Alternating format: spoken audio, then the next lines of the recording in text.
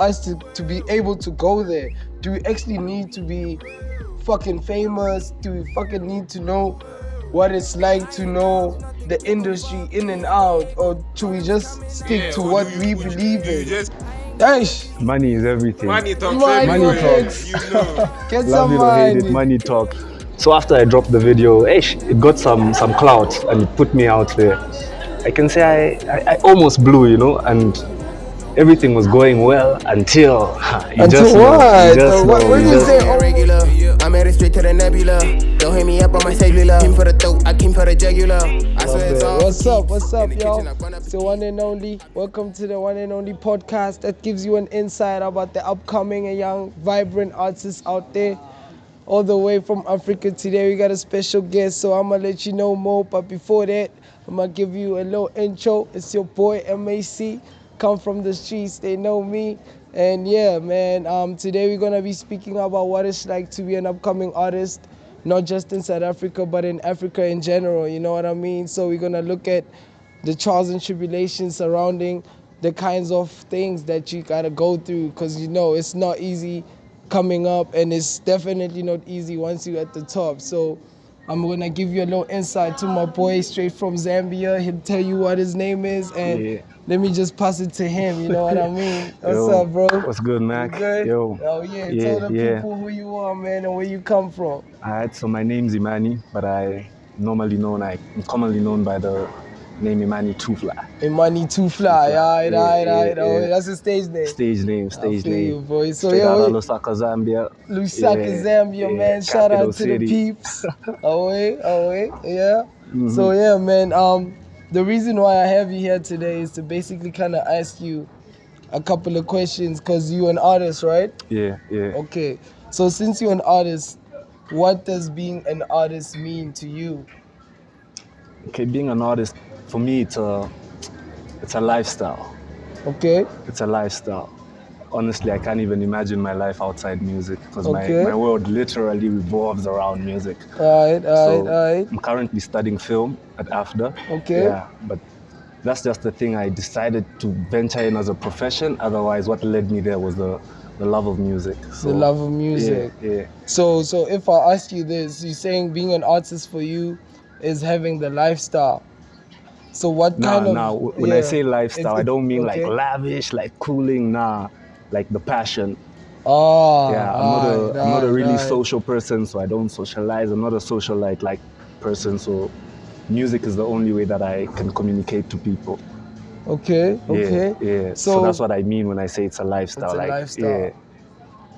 Yeah. Now I get that understanding, right? But like a lot of people, for example, I'm also an artist, right? All right. For me, I'd say you're right when you say it's a lifestyle, but we can also try to look at as an artistry.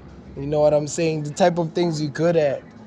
You know what I'm saying? So, because art is so broad, and you kind of have like a young narrow road to say, okay, I'm a rapper type of artist, or I'm a painter type of artist, or you know what I'm saying? Yeah. So yeah. when you're saying you have a passion, okay, that's an artist, but what type of artist are you as an individual? Okay, as an individual, I'll say, when I started out first, I was a rapper. Okay. I loved rap. I started out like at the age of about 13, I recorded my first track. So, okay. 13? Yeah, 13, bro. What? 13, so I recorded my first track, and I was a rapper by then. Okay. Till about the age of like maybe 20, 21, somewhere there. Fuck. Yeah, then I started to listen to Afro, R&B, started to become a bit more versatile. And okay. Yeah, life kind of pushed me into a corner where I needed to be more emotional. My music had to be more real. And you know, hip-hop has this thing of, there's a certain image that you have to paint. There's certain things that you can't disclose in a rap song, in a trap song. You can't be like, I'm heartbroken on a trap song. You can't be like, my family life is fucked up on a trap song, bro. But you know what I mean? I get that. You know what I mean? So I found myself swerving more into the singing Afro, R&B, trap soul type of thing. And yeah, that's what I've got going on right now. Okay.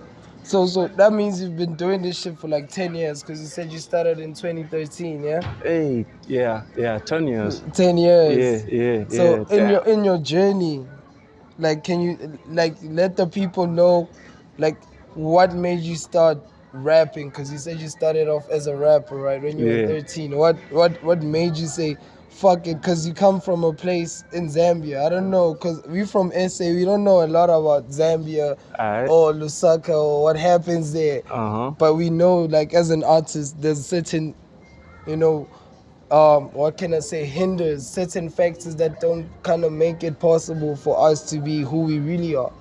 So I want to know from you, like, from coming from where you from, and what made you want to be an artist, and what roads you took, you know what I'm saying? But let me know what made you be an artist first.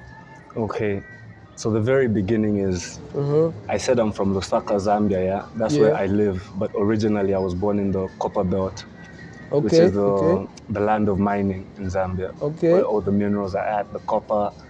That's where we have, it's like a mini, you can say a mini Jersey, or gangsters and whatnot are from there. It's the golden city of Zambia. It's the golden city. So even all the big artists in Zambia came from the Copper Belt. Okay. So they start out in the Copper Belt, then they move to Lusaka when they make it big. And that's how it. So Lusaka's the sense, you know, if I'm getting it right. Right, I get what you're saying. So I started out from the Copper Belt originally, and I was inspired by many local artists from Zambia, but underground mostly, like my uncle. He was a big Eminem fan. So if you listen to some of my first music, I was rapping in that type of lingo. But yeah, that's where I started out from. Then this is where I'm at now. So you starting as an artist from the Copper Belt, right? And getting all this inspiration from your uncle and underground artists, and, you know, because it kind of like, it's the same route for almost everyone, because you get inspiration from maybe someone you look up to first. That's what, like, for me, picking up my first mic, bro, it was because of a nigga I saw on MTV Raps, you know what I'm saying? The way he was flowing and all that, it kind of inspired me. So I get what you're saying when you say your uncle, because it's much closer than, you know, a TV screen and seeing other rappers from overseas, you know? And I'm getting the sense that you might have maybe saw his struggle coming up as an artist from Zambia as well. So what relation would you say you have with him now, seeing where maybe when you were starting his path as an artist in Zambia? How is that similar or relative to what your path is now that you're an artist? And how old are you, bro? I'm sorry. But 10 years, you know. Okay. All right, let me just say, seeing your uncle. Okay, I'm 27.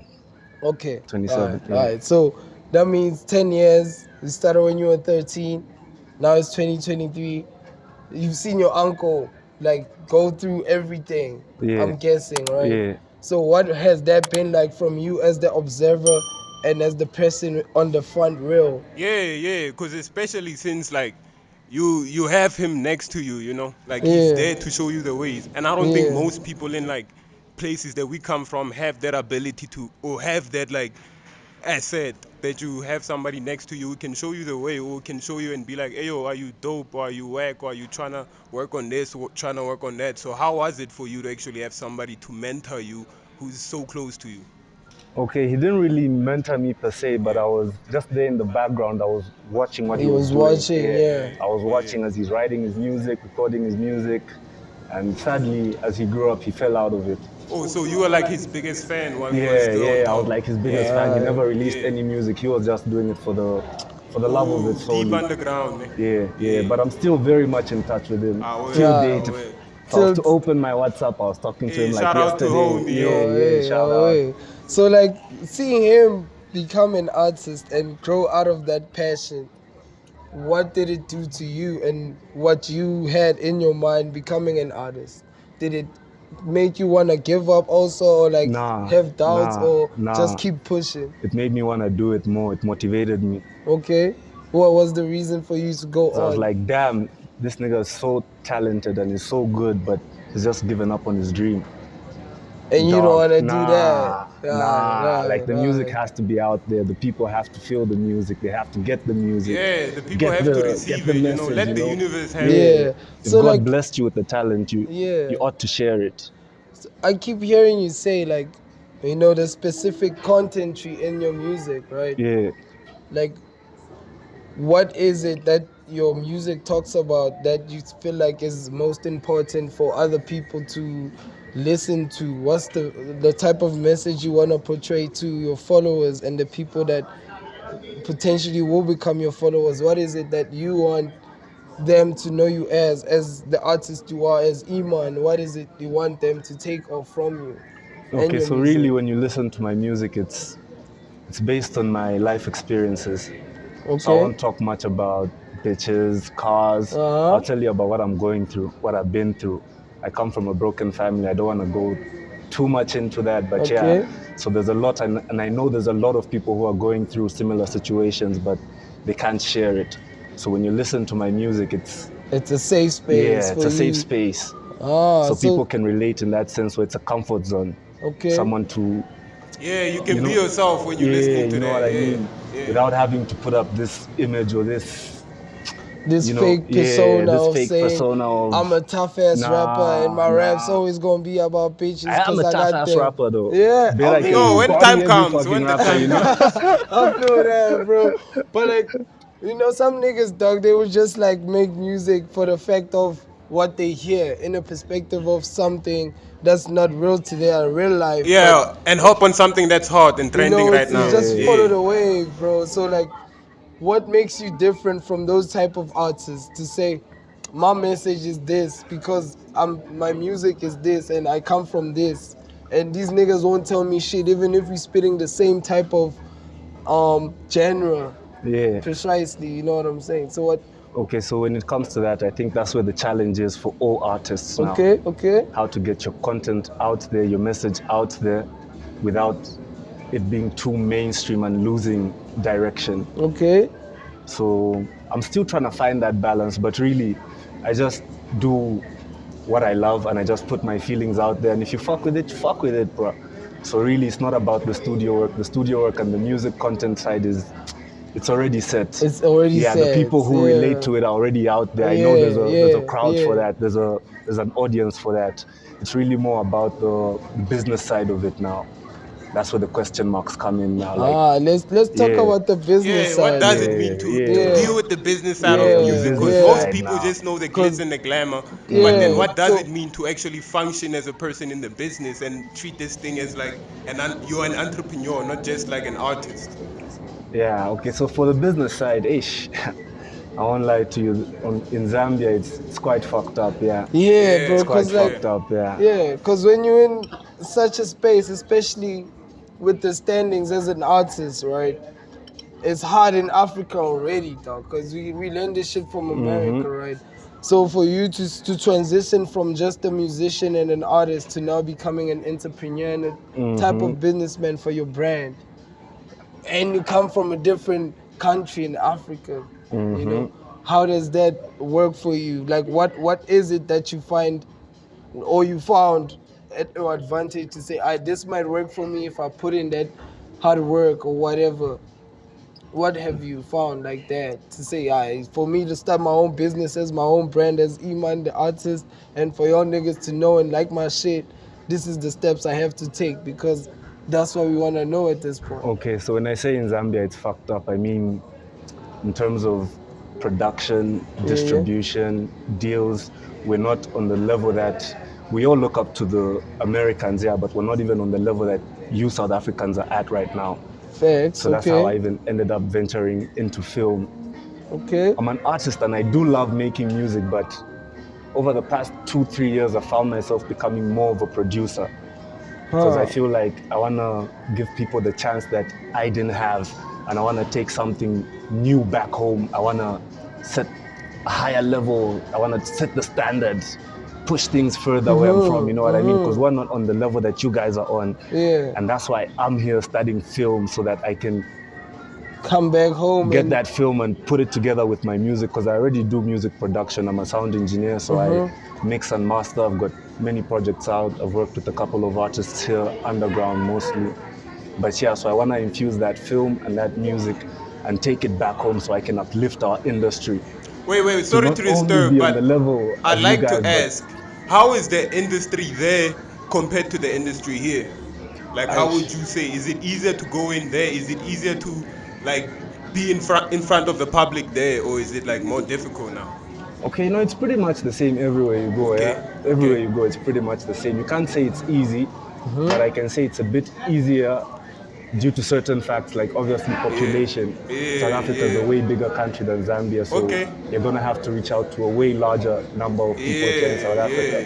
But as compared to Zambia, with the internet now, you've got a smaller smaller people have access to that. Yeah. Okay. So you've got a smaller number of people that you're working with. So it is sort of easier, but still very much challenging. Is that part of why you also decided to come this side and push this side? As Africans, I do believe this isn't only in Zambia, but as Africans, we like to support something from the outside. Your people won't support you here. Yeah, you can't be a superstar in your own hood. You gotta get out and be a superstar and they claim you. Hlamsy.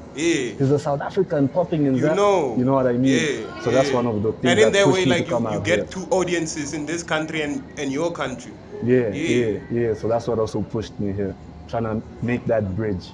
Okay, so like from that question, I can ask you, how do you try to maintain like your roots so that people from there still can connect with you while you're able to like connect with the people here as well? Like, how do you maintain that balance as an artist? Okay, so before I only came to South Africa in 2023. 2020? Yeah, 2023. 2023? Yeah, 2023. That's bro, this year, man. Yeah. All right. I have a question. So with regards to your branding, how has music generally inspired how you brand yourself here in South Africa and in Zambia? Considering that you only came this year and you've only been here for a few months, I know there are a lot of adjustments that you need to do, and with regards to how you brand yourself. So how do you think that you have been inspired generally by music to create the brand that you have today? Okay, obviously we all know the South African music industry is big, like even the hip-hop artists here, they big. So I've been fans, the MTs, shout out to MT. The hustler, yeah. So in terms of that, lucky for me, I've been pushing before I came here. I actually got into contact with someone from the USA who runs a distribution company that's signed under InGrooves. Okay. Yeah, which is in conjunction with Universal Music. Oh, yeah, so the 6 months that I've been here, I haven't really been putting out music. Not because I don't want to, but I'm not allowed to because I'm about to sign a distribution deal. So until I sign that deal, I'm not allowed to put out any content. That's crazy, bro. And it's a big deal, Universal Music, so... No, all the best with that. But like, let's talk about these deals though, Because like a lot of shit kind of happens, especially when you're an upcoming artist and you fire, you know what I'm saying? You get a lot of traction, right? And sometimes a lot of attraction is bad for the kind of person you want to be and the kind of artist you imagine yourself as. Yeah, and the type of brand you want to push, know? Because sometimes labels impose things on you that you don't want. That you don't want happening, bro. Because there's niggas signing deals here and they want a certain... You can't say Jesus, for example. So how do you, as who you are right now, according to Kanye though, what red flags have you noticed from the deal you're gonna go to? Because like I feel like as an artist, you have to be aware of the type of deals you sign. So like, what are the things you think are at an advantage and at a disadvantage for you? Okay, first of all, advice to all artists: never sign a fucking 360. Never sign a fucking 360. Wait, but what's a 360 though? Okay, There's somebody listening to this right now and they don't know what a 360 is. Okay, so a 360 is when you sign a deal with a record label and they have control over all your intellectual property. What does that mean? We want to dumb it down for the your person. Your records that you have in the studio, if you're pushing merch, as so a brand. even like your merchandise, aside from you being in the studio and working in music. So the record label is still getting their cut off So that. If you want to venture into acting, if you want to open your own business, whatever you do that brings money for you. Yeah, so essentially like everything that your name deals with and makes money off of, they have a share. Any money or any deal That's crazy. without the consent of your label and without them getting a cut. This guy. So yeah, advice to all artists is never sign a fucking 360. So bruh, what with the deal you saying you're gonna sign recently? What type of deal is it? It's not a 360. It's not a 360 and it's not a record label deal. So it's a distribution. Okay. Because the main challenge that we have in Zambia, other than high quality production, is distribution. I won't mention companies, but yeah, there are certain companies that have imposed certain policies that are not favorable to the artists. So it's very hard for an artist to monetize their streams or their views and actually make a living off that. There are a couple of artists who are doing it, but is it hard? The policies aren't favorable. What are the policies, though? Because when you say it like that, it gives me the impression of like, it's kind of like in Zambia, you're not allowed to be an artist because for you to be an artist, you have to have certain things at your advantage. You know what I'm saying?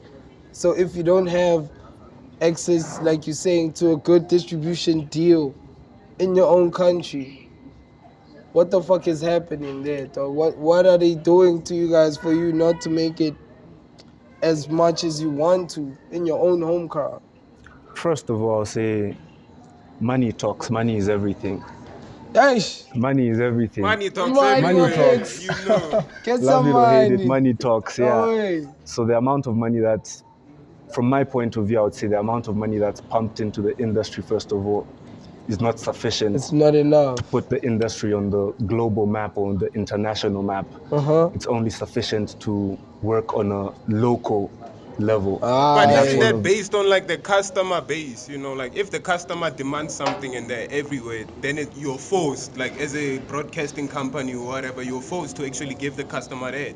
So how do we find a point in between those two things? But if you say that, Hlamsy, then how are you gonna evolve? If you're just following the customer, because people are only gonna want things they know.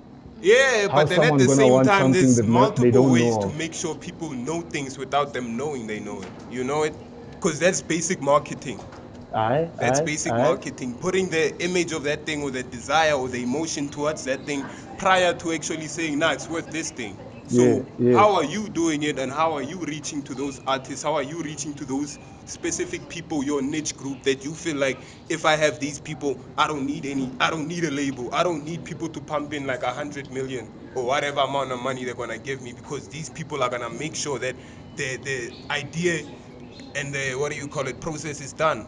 You get me? So it's all about connecting with the individual, with the people, because as much as we want labels, there's not enough labels to feed everybody, you know? How do independent people like Chance the Rapper do it? How do independent artists do it in general? You get me? Like it's about like connecting with the audience, because we forget that part. Which also goes back to the point that was made earlier about branding. I'm going to bring marketing into it as well. Okay. Adding on to the point of creating a niche market, it's very important to know the people that your music is for also. So as much as we agree with you that people will only react to what they know, you also should create a market for it. And then because also in Zambia, you do say that there are a lot of limitations that were created by corporate companies. Do you see yourself eventually going back home and trying to change the structures that have been created for upcoming artists who started just like you? That's the whole point of me being here in South Africa. And really, it somewhat even breaks my heart because I feel I do love music, but I feel like I owe it to my people and to my industry to make the change that you just asked me about. So I've got I won't necessarily call it a label, but I'll say a crew back in Zambia. It's called OGV, Only Good Vibes.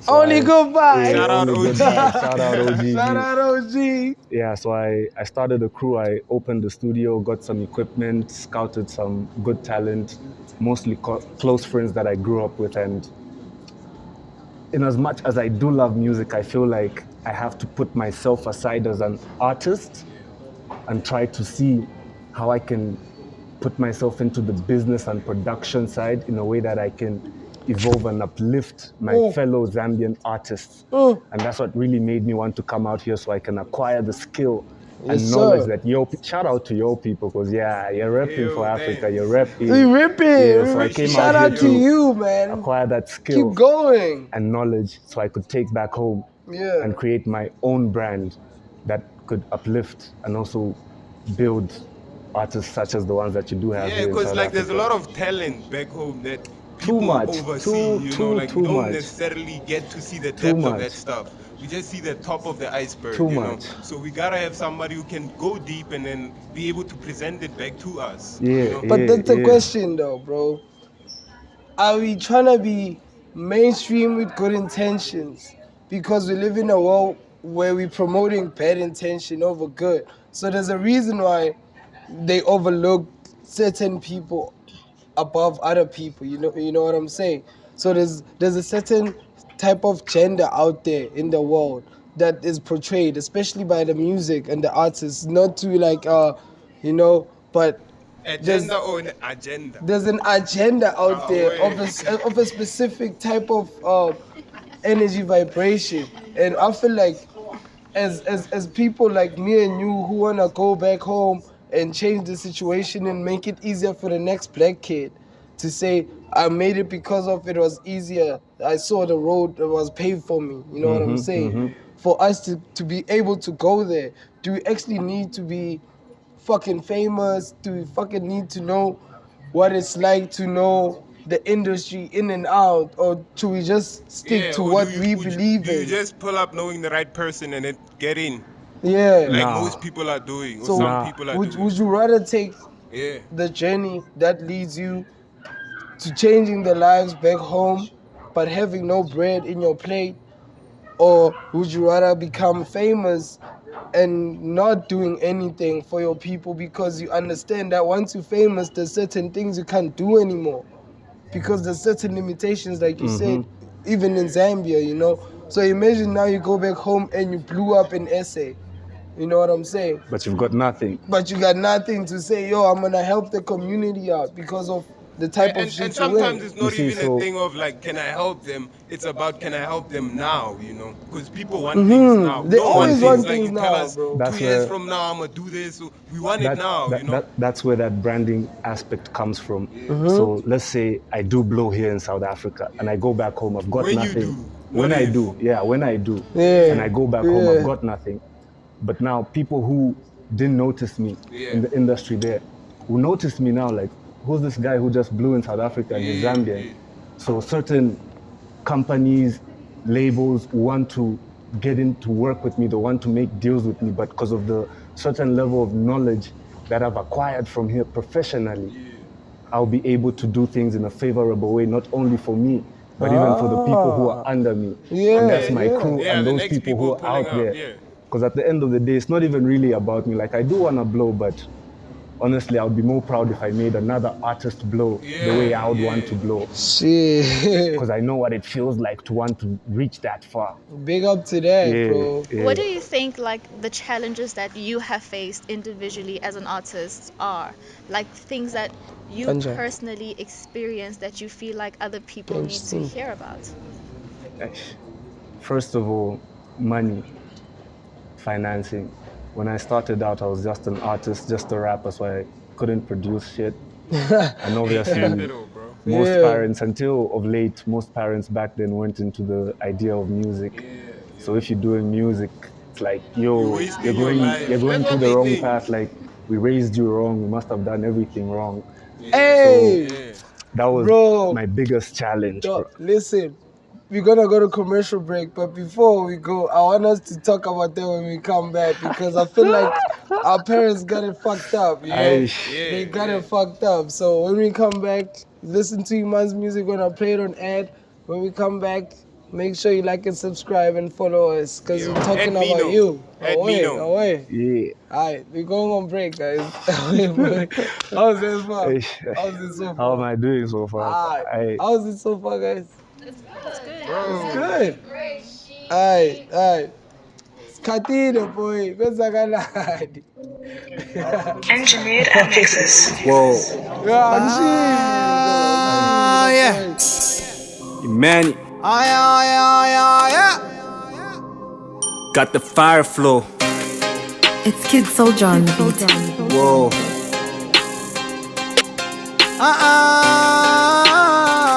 FJ with it. Hit a nigga with the fire flow, and he act like he don't know. Lit wherever I go. I'm in the pali wakali ni pano. When I feel him, Rambo, this a chili pampano. Yes, I'm a soldier general, like you can call me commander. When we pull up, it's going down. We hit you with that fire, hit you with that fire. When we pull up, it's going down. We hit you with that fire, hit you with that fire. Nikes, blue jeans with a black tee. Your girl feeling me, so you dislike me. We back from air break. I don't know if you said this, bro, but like we are in the campus in Oakland Park, right next to UJ by Campus Square. Yeah, shout out to campus. So shout out to the boys, 7 of them for hosting us. So yeah, man, we wanna get back right into it, yeah. We left on ad break talking about as an artist and your parents don't believe in you. I know you probably had you know, I know he probably had the same shit. So we want to know from your perspective, coming from a different country and all of that, what was it like for you to say to your parents, yo, listen, I know we live in a world of monetization and being very important, but I want to be an artist, and that's the way I feel like. Yeah, what's the convo? Is it the same as like this side where you have to explain to them, or nah, I'm not about going to school, I'm not about doing this and that, I'm about actually following my passion. So how do you explain it to them in that world or in that place? Okay, so for me it was, I bet being any artist's parent isn't easy, yeah? It isn't easy because every parent probably has their own dreams for their kid. Like, probably be a doctor, be a lawyer, or an accountant or something like that. So, exactly, bro. For me, it was a bit tricky because I was raised by a single mother. Yeah.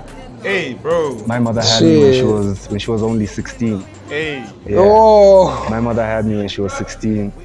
So she had me at the age of 16, got kicked out of the house, and she had to raise me by herself. Father was obviously a no-show.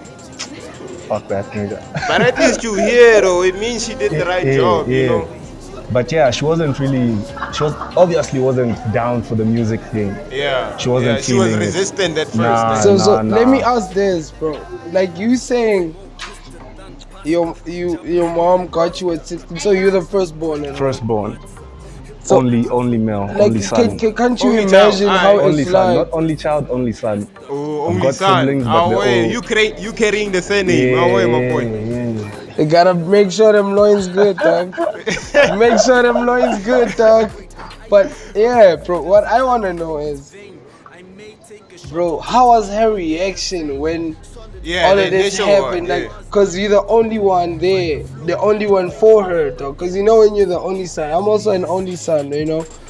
But like, I wanna know from your perspective, when you told her like, Mom, after matric, I just wanna focus on my music.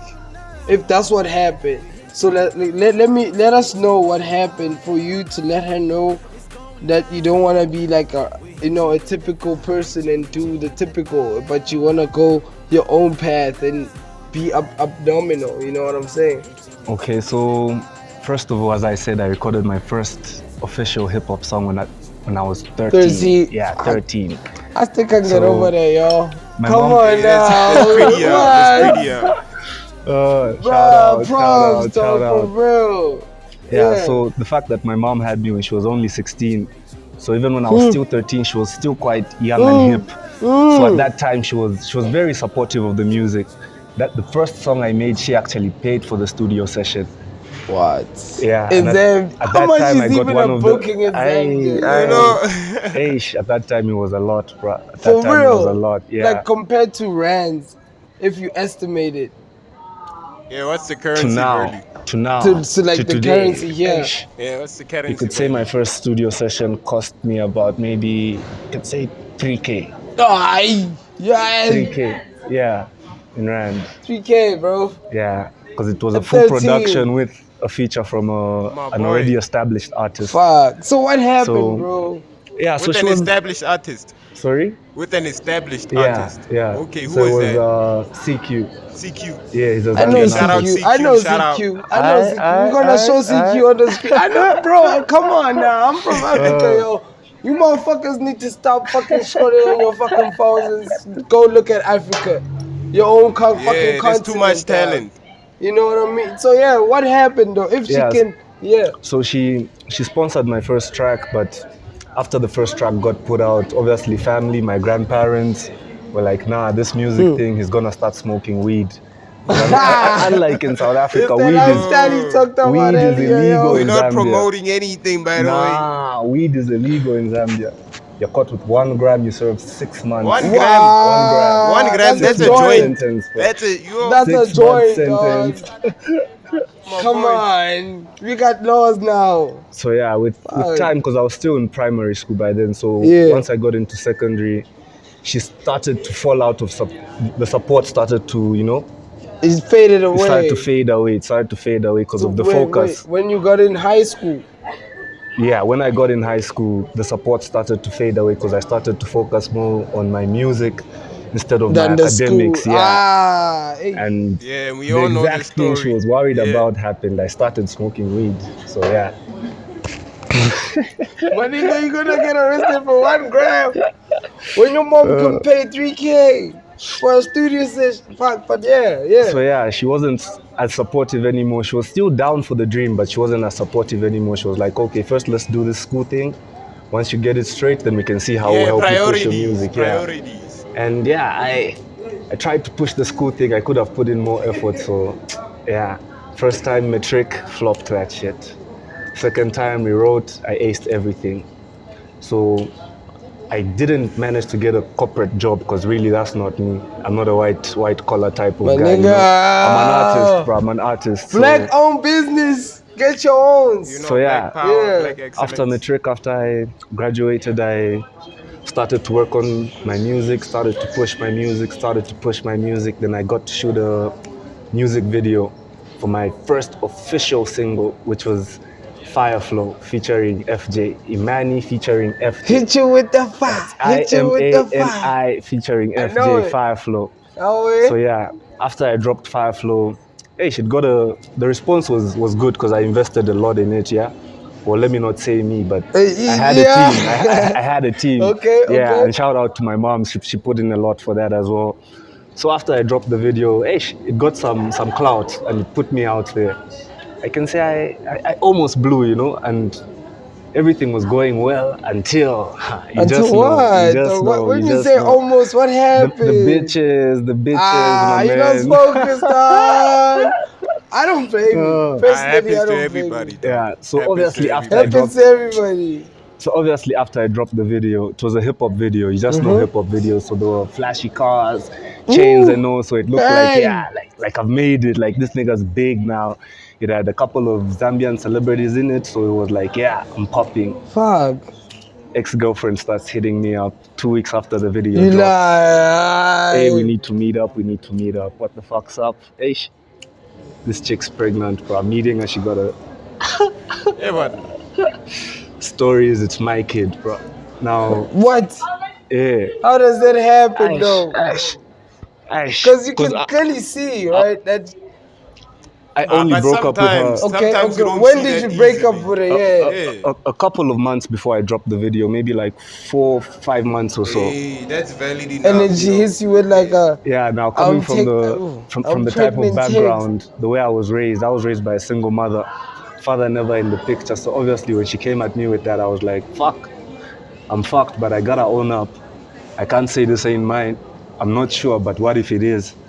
So I told my moms what's up, like, yo, this chick saying she's pregnant for me. My moms was like, fuck that. What? Fuck that, I don't want to hear that story in my house. I'm like, okay, damn.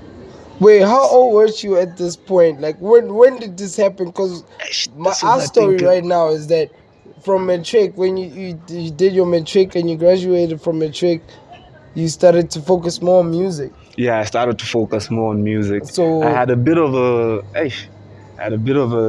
downhill streak where I got hooked onto drugs, had to get into rehabilitation and all. But yeah, that was for like about 2-3 years after my matric. So when I reached about the age of 24, that's when this happened now. Wait. So now at this age, this was when I just got my shit back together. After rehab, I'm off the drugs now. I'm now pushing my music. Moms is supporting. I dropped the video. This chick. Bro, like everything is there. So let me get this straight, right? From you finishing matric and your mom telling you to focus more on your academic life, you finish matric, right? Mm-hmm.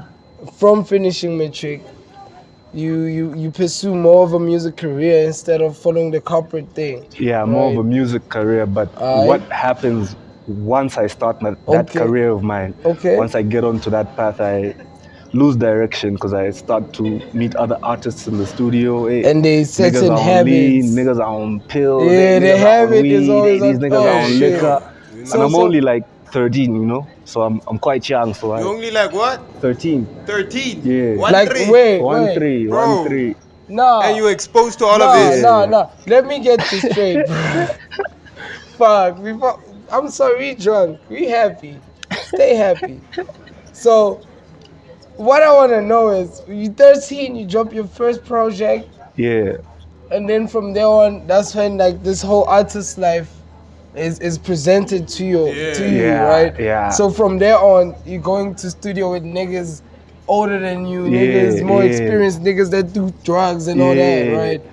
So, and then now, from 13 until you finish matric, you're still pursuing the music career. I'm still pursuing the music career. Like you exposed to everything, but you're not exposed to everything. But I'm now doing it backdoor because my moms don't need to know what's going on. So when did you start smoking, dog? Hey, at the age of 13, bro. My first studio session. You're not promoting nothing. My first studio session. Nah, alright. I mean, as an artist, dog, some certain artists have substances or whatever they do, right? You got exposed to that at your age, and you chose a path. Unfortunately, yeah. I mean, it's unfortunate or fortunate because it made you who you are. I think it's very fortunate because it made me who I am. Yeah, you know what I mean? Weed is not a bad thing, guys. Come on now. It's 2023. You should know the fucking herb works. Look at Snoop Dogg, bitch. But we're not there, you know? What I want to know is from you finishing matric, right? Now you have independence. Yeah. Because you're no longer in the school life where you have to go to school from the morning until the afternoon. you're no longer in uniform. You know? So, plus you're in Zambia. I don't know how shit works in Zambia. Yeah, do you guys have uniform there? Bro. Yeah, we have uniforms, but I was at a Cambridge school, so we didn't have uniforms. What's a Cambridge school, dog? Cambridge. So we weren't doing the Zambian education syllabus. We were like doing the British syllabus. It's like a private school. Yeah. So it was more like a college. We didn't really have uniforms, so we'd go to school in clothes. Yeah. Come on now, Sam. Alright, so okay. Yeah, so fast forward. Yeah. So after all that drug shit, getting exposed to the world and everything, I get my shit together. I'm about 23, 24. I drop my first music video. Everything's alright. This chick comes back in the picture. I let my moms know what's up, and she's like, fuck that. I'm like, nah, I'm owning up. So me and my mom stop getting along. I get kicked out of the house. So now it's like I'm at the peak of my career. Then all of a sudden after, it's now downhill, kicked out of the house. No sponsors, no, you know what I mean? Shit, and you got a baby on the way. So I get into... everything came like caving in. It's full circle, dog. Bro, I need money, bro. This girl being... Like, what do you do from there? Yeah, this girl being kicked out of her parents' house too, so... Yeah. I've now not only got myself to worry about, but her too, like, yo, where the fuck are we gonna sleep? What are we gonna eat? Fuck. So she was with you? She was with me. She left her home also? She left her home, she was with me. So I had to get a job, so my... Hey, she must have loved you, bro. Fuck. Nah, she fucking played me. Nah. What do you mean, dog? Because we don't know, you know what I'm saying? She fucking played me. What she...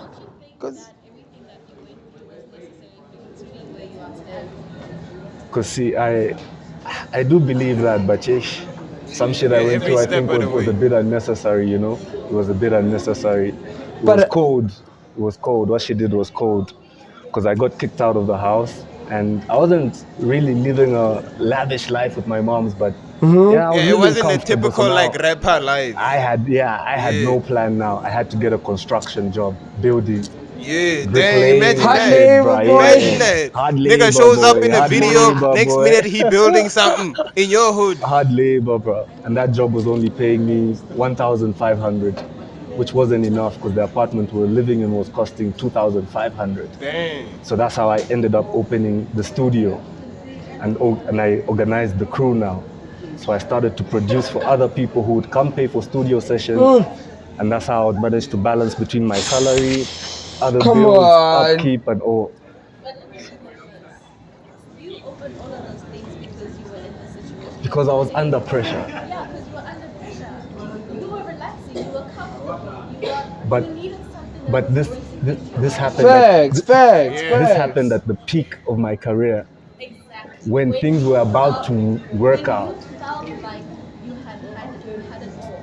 But God knew that, you know what, if you don't use it right now, then you're not going to actually see the work of the things that He's going Yeah, the character. Yeah. But like, I get what she's saying in terms of like, you know, in life, some things, when everything is going good, something has to go bad. You know what I'm saying? Why though? But like, from Iman's perspective, right? He went from being an independent artist, working with other people in Zambia, to get to the point that he was at the point where everything went bad. You know what I'm saying? For you, dog. Mac, let me put it like this. Yeah. That's why the Imani TWOFLY as an artist today, that's why I'm not so much into rap or trap as I was then. Okay. Because as I said, hip-hop, you have to portray a certain image. So once I got to drop that first video, everything, that image that I put out was like... It worked. Like, it worked. People believed that. But what they didn't know is that's not my life. That's not in who reality, you are. That's me behind the camera trying to reach them to notice me. That's not me. So that's what even made me move away from hip-hop. Because as we go down the line, I got DNA tests. So Zambia isn't as advanced as South Africa is. So with we had the to clinics get and everything, the blood samples, then the tests had to be sent to South Africa. Then took about 3 months, and the DNA samples were sent back, and the child wasn't mine, bro. I've been looking after this girl and this kid for 6 months, bro. You know. So what happened, dog? Cause you were at your peak. My right? mom has cut me off. I've got no family ties, no nothing, bro. There's no money from home. You gotta find a place. You're getting only 1.5. You have to pay the rest. Damn, that's crazy. You got a baby mama and a baby on the way. Now you 6 months later. So I was like, okay, fuck it. Things of the heart, yeah. I was deep in love, but I was like, okay, fuck it. You played me, this ain't my kid, so fuck you, fuck the kid. Go make your own plan. Got back on my shit, continued with the construction job. Mom started supporting me again. She was like, okay, what do you want to do with your life? This was now 2022. Like, I've been doing music production, but I want to step it up to do something more lucrative, something I can actually make money of. Because, you know, music, there's no guarantee. There's no guarantee, bro. There's a million artists. You can have the talent, the connection, the money. You know, whatever you have, somebody else doesn't have. Yeah. So what if we're waiting on you? Yeah. So keep doing you, you know. Let's go. Yeah. That's it. So I was like, Let's okay, go. I want to venture into something more lucrative. I still want to follow my passion, but I want to do something where no matter the odds, I'm still going to be safe. I need to play it safe at the end of the day.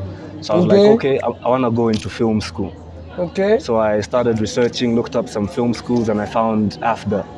Yeah, shout out to AFDA. Shout out to AFDA, man. One of the best schools in the country, man. I found AFDA, and moms was like, okay, if you're serious with this, I'm going to finance it. So after being independent and having all that pressure on me of being my own man and running my own household, I had to now undergo the transition of being a dependent again and traveling outside of my country for the first time, living in a new country for the first time, and trying to start a professional career. At the same time, I'm trying to push my my own musical independent career, and so slowly things been working out. I've been meeting people. Today I'm with you, Mac. My nigga, we only going bigger, yo. Check him out, bro. Imani TWOFLY. Imani TWOFLY. Imani TWOFLY. What was your relationship with God like at the time? Wait. What was happening? Because I can imagine what you had to go through emotionally, mentally, physically, when the emotions and your mental state are not in the physical being of Yeah. How were you able to get yourself out of that space in order for you to gather up the strength to go back to your mother, tell her what happened, and then rebuild your relationship with her and still enjoy the journey? Okay, so after I got the DNA results and I found out the kid wasn't mine, I was fucking crushed. It's a regret, though. I fucking relapsed. I was back on drugs and shit. Fuck. So it was a downhill spiral again, heading downhill. But this time, fortunately, I had the support of my family. So they came in, motivated me. Mom took me back into the house, and it worked for a short period of time, but you just know how a drug addict, bro. Got kicked out of the house again, relapsed, bro, again. It's a process. Again out of the house, bro. Fuck. So fast forward 2022 last year, my immediate young sister, who's now 25, was getting married. What? So I was like, fuck, congratulations. She was getting married. Come on, so now. Shout out. Ladies, are we invited though? Are we invited? It became like a reality check now. Things started to sink in, like, fuck, what am I doing with my life? My young sister's graduated, she's a chemical engineer, she's getting married, I'm still trying to get my shit together, bro.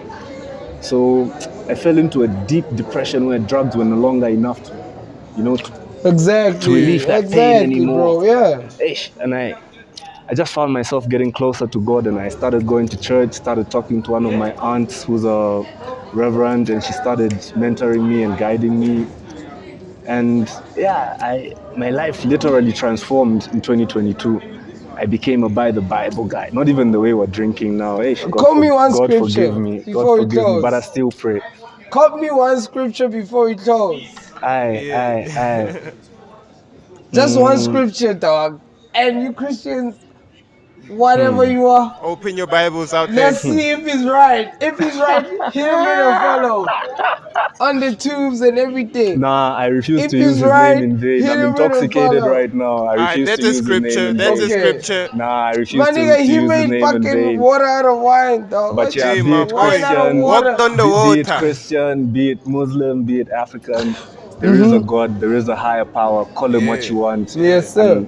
I don't want to divide people, because I feel religion divides people. Yeah, because some things can't be named, Yeah. So I don't want to divide people, because I feel religion divides people. But I'll just say there is a higher power, and 2022 was my year of breakthrough.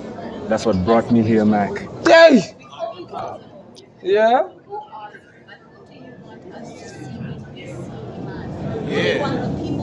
Yeah, the people watching this.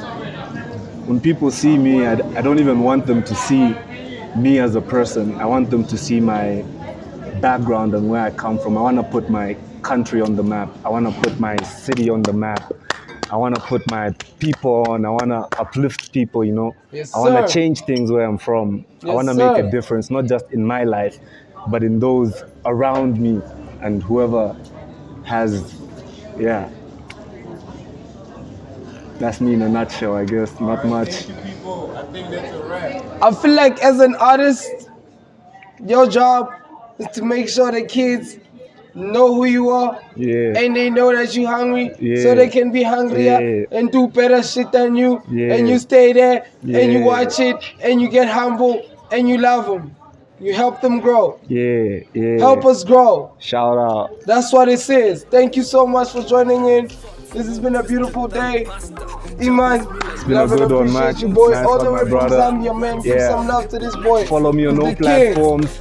Imani TWOFLY, Facebook, IG. Some new music dropping soon. Yeah, shout out. You go. Thank you to Mminong. Sometimes I think it's vain.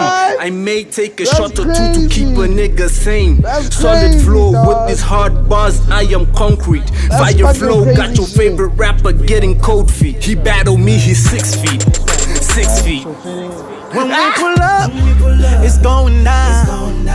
We hit you with that fire, hit you with that fire. When we pull up, it's going down. We hit you with that fire, hit you with that fire. When we pull up, it's going down. We hit you with that fire, hit you with that fire. When we pull up, it's going down. We hit you with that fire, hit you with that fire. Hit you with that fire. When we pull up, it's going down. Hit you with that fire. Hit you with that fire. When we pull up, it's going down. Hit you with that fire. Hit you with that fire. When we pull up, it's going down. Hit you with that fire. Hit you with that fire.